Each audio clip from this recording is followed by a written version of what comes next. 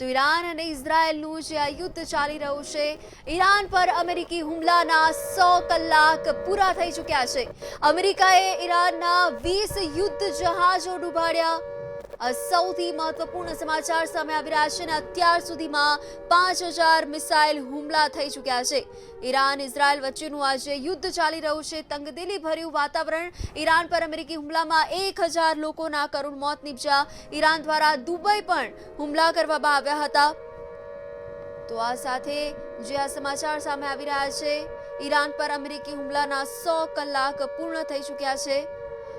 અમેરિકાએ ઈરાનના 20 યુદ્ધ જહાજો પણ ડૂબાડ્યા હતા. અત્યાર સુધીમાં 5000 મિસાઇલ હુમલા થઈ ચૂક્યા છે. ઈરાન ઇઝરાયલ યુદ્ધમાં ઈરાન પર અમેરિકી હુમલામાં 1000 લોકોના કરુણ મોત નીપજ્યા. ઈરાન દ્વારા દુબઈ પર પણ હુમલા કરવામાં આવ્યા હતા. તો ઈરાન દ્વારા દુબઈ પર પણ જે હુમલા કરવામાં આવ્યા હતા, જે આ દ્રશ્યો જોઈ શકાય છે. ઈરાન પર અમેરિકી હુમલાના હવે 100 કલાક પૂર્ણ થઈ ચૂક્યા છે. ઈરાન પર અમેરિકી હુમલાના 100 કલાક બાદ અમેરિકાએ ઈરાનના 20 યુદ્ધ જહાજો પણ ડૂબાડ્યા છે. અત્યાર સુધીમાં 5000 મિસાઇલ હુમલા, 1000 કરતાં પણ વધુ લોકો માર્યા ગયા છે.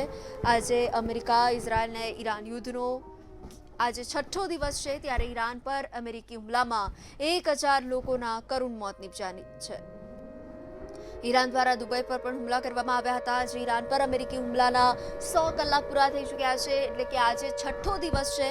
અત્યાર સુધીમાં આ યુદ્ધમાં 1000 કરતાં વધુ લોકો માર્યા ગયા છે, જ્યારે ઇઝરાયલ અમેરિકાને મળીને 17 ઈરાની જહાજો પણ ડૂબાડ્યા છે. તો આ તરફ ઈરાને વળતો હુમલો કરતા પ્રહાર કરતા મિડલ ઇસ્ટના 9 દેશમાં બનેલા અમેરિકી બેઝ પર હુમલો કરવામાં આવ્યો.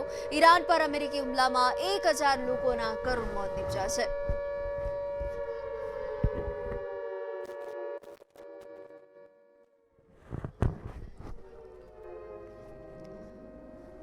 તો દુબઈમાં વસાયેલા સામર્થ અમારી સાથે લાઈવ જોડાઈ ચૂક્યા છે.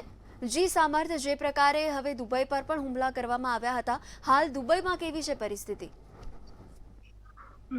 પરિસ્થિતિ એકદમ નોર્મલ થાય છે હવે. The major incident what happened on Saturday and Sunday, કે જ્યારે ઘણી બધી મિસાઇલના અવાજ આકાશમાંથી આવતા હતા, એન્ડ ધેન સક્સેસફુલી યુએઈ એ બધી મિસાઇલ ને ડ્રોન્સ જે આકાશમાં દેખાતા એ બધાને ઇન્ટરસેપ્ટ કર્યા હતા. અને એના જે ડેબ્રીઝ કહેવાય, આપણે કચરો કહીએ ફૂટી ગયા પછી, એ બધું it was falling on the major areas, and that was the only damage. એટલે બીજું કંઈ ડેમેજ નથી અહીંયા.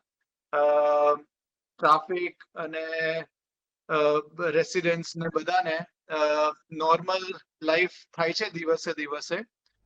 there is no scarcity of any food or anything because schools બધા સ્ટુડન્ટ્સ બધા ઘરેથી ભણે છે.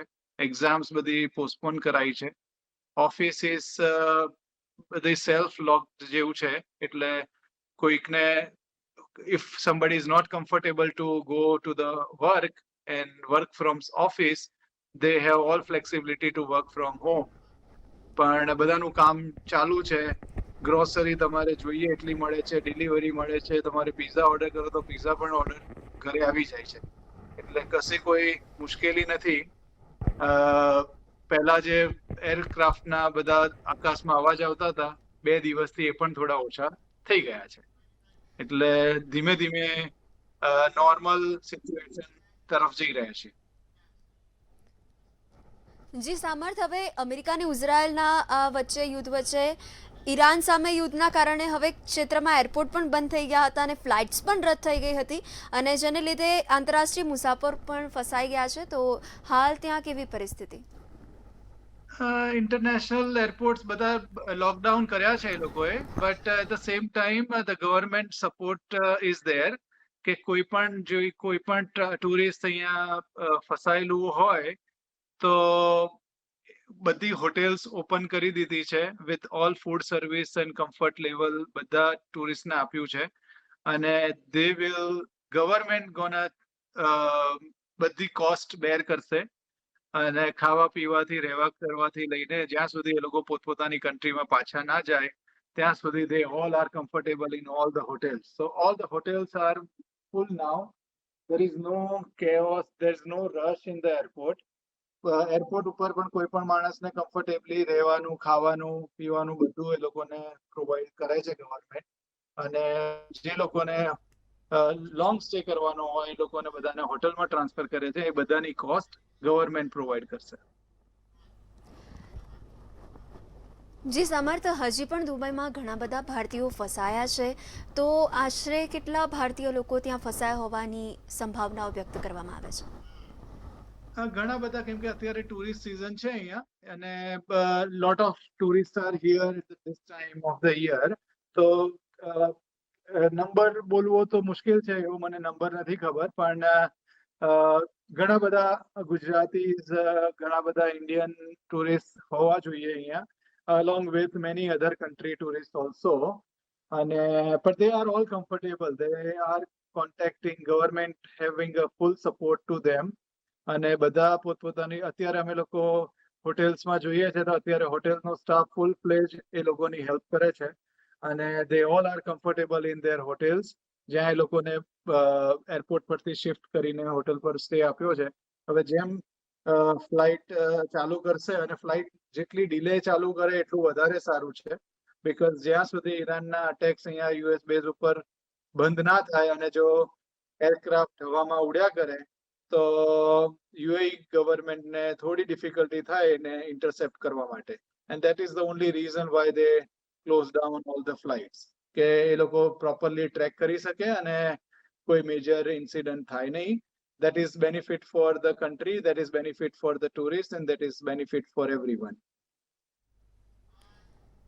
જી બિલકુલ, પરંતુ હવે દુબઈ એટલે મિડલ ઇસ્ટનું સૌથી મોટું પર્યટન અને વ્યાપાર કેન્દ્ર, તો હવે વ્યાપાર કેન્દ્ર પર પણ ઘણી અસર જોવા મળી રહી છે, તો કેવી અસર વર્તાઈ રહી છે હાલ? વ્યાપાર કેન્દ્રમાં એટલે ટેમ્પરરી શિફ્ટ હોય, that is there, but right now it's so too early to predict anything. I don't think so there is any major shift will come, because the government policies are nice. The way the government is handling such kind of high crisis is also appreciated, because in other countries people are feeling that we are in the war zone. We don't even feel that we are in a war zone, because we can sleep good, we can still getting our food. We order right now from Amazon anything, within 15 minutes we get our food delivery also. If we order a pizza, we get the delivery in 30 minutes. So we don't feel that we are in the war zone at all. Slowly offices પણ open થઈ ગઈ છે અને બધાને self lockdown આપ્યું છે. So that means if somebody are not comfortable, they can lock themselves in their house, and if they are feeling comfortable, they go out, and there is no public place is locked. Everything is open.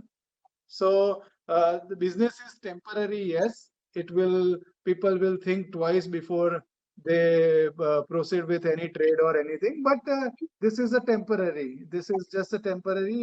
The earliest, I think, I would say, like within 1 week or 2 weeks time, they will normalize everything. The schools and everything also, they announced as a spring break now. So instead of starting the spring break from 15th or 16th, which was pre-decided, they initiated and started immediately. So from this Monday, all the schools and colleges will be off for 2 weeks time. So the spring break will start 1 week early. It will finish 1 week early also. So none of the students' study will also get affected. જી બિલકુલ, પરંતુ હવે આ જે પરિસ્થિતિ સર્જાય છે ને, હવે તંગદિલીભર્યું વાતાવરણ પર જે સર્જાયું હતું, ત્યારે તંત્ર દ્વારા તમને કેવી મદદ કરવામાં આવી હતી? કેટલો સપોર્ટ? ગવર્મેન્ટ સાઈડથી ફૂલ સપોર્ટ છે. ઇવન ઇન્ડિયન કોન્સ્યુલેટ બાજુથી ફૂલ સપોર્ટ છે. ઇવન આપણા ઇન્ડિયન ભાઈઓ અને જે બિઝનેસમેનો છે, જે હોટેલ ઓનર્સ છે, રેસ્ટોરન્ટ ઓનર્સ છે, હોલિડે હોમ રિયલ એસ્ટેટ વાળા ઓનર્સ છે, they all people have to get together, and then they have spread the messages to each and every person. And then they all know what to do in this kind of critical situation. That's the government is advising everybody initially that prepare your bags to go bags, which is with your passports, some small amount of medicine, small amount of food, your small amount of clothes, and then keep the bag handy. So in case if there's any emergency, what and how to react. So each and every resident knows what to and how to react if there's any emergency will come across. But otherwise, we never feel any such kind of critical situation at all. We are just still at home. People are the government advised not to be outdoor, try to be indoor as much as possible, and also, as soon as the government is also very active, so if they see some air activity happening in certain area, they shoot out with the messages. So SMS will come on the each and every residence in that particular area with the warning that be inside or go underground or go in the basement to save themselves. જી બિલકુલ, જેટલા પણ લોકો ભારતીયો ત્યાં ફસાયા છે જલ્દી પોતાના વતન પરત ફરે તેવી આશાની સાથે આપ પણ દુબઈથી લાઈવ અમારી સાથે જોડાયા તે બદલ આપનો ખૂબ ખૂબ આભાર. તો દુબઈમાં 5 દિવસથી ફસાયેલા મુસાફરો પણ હવે પાછા ફરી રહ્યા છે, પોતાના ઘરે પરત ફરી રહ્યા છે. અને દુબઈથી જે સામર્થ્ય પટેલ અમારી સાથે લાઈવ જોડાયા હતા તેમણે પણ ત્યાં જે પરિસ્થિતિ છે તેને પણ વર્ણવી. તો અમેરિકા ઈરાન યુદ્ધને લઈને જે અનેક ફ્લાઇટો તેને રદ કરવામાં આવી હતી, દુબઈમાં પણ અનેક ગુજરાતીઓ જે ફસાયા છે તેને પોતાના વતન પરત લાવવા માટે ભારત સરકાર પણ જે વ્યવસ્થા કરી રહ્યું છે. ઈરાન પર અમેરિકી હુમલાના હવે 100 કલાક પૂર્ણ થઈ ચૂક્યા છે. દુબઈ એરપોર્ટે સોમવારે સાંજથી મર્યાદિત સંખ્યામાં ફ્લાઇટ્સ હવે ફરી શરૂ કરવામાં આવી છે. અગાઉથી જે બુકિંગ કર્યું હતું એ બુકિંગ કરનારાઓને પણ પ્રાધાન્ય આપવામાં આવ્યું છે. અને અત્યાર સુધીમાં જે પ્રકારે 5000 મિસાઇલ હુમલા કરવામાં આવ્યા હતા